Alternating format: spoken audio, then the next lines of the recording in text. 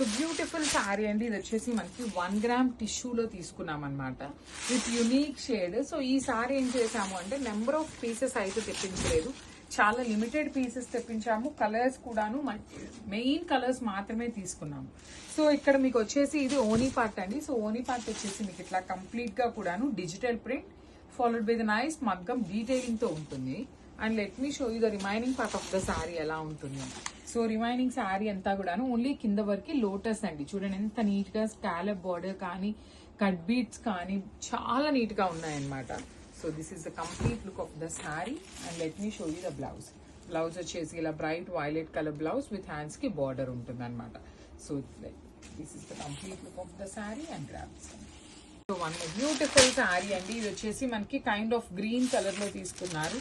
So apple green కి bright green colour కి middle లో వస్తుంది శారీ షేడ్ అనేది.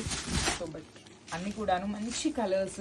అసలు you can see the sari throughout the sari. మీకు ఇక్కడ బర్డ్ డీటెయిలింగ్ కూడాను చాలా నీట్ గా కడ్దాన బీడ్స్ అండ్ మగ్గం డీటెయిలింగ్ తో వచ్చేస్తుంది. రిమైనింగ్ ఓనీ పార్ట్ మొత్తం కూడాను డిజిటల్ ప్రింట్, అవుట్ లైన్ వచ్చేసి మగ్గం బీడ్స్ వచ్చేస్తుంది అనమాట. సో ఫ్రిల్స్ పార్ట్కి వచ్చేసి మనకి ఓన్లీ కింద వరకు మాత్రమే డిజిటల్ ప్రింట్ తో పాటు కట్ బీడ్స్ తో ఉంటుంది.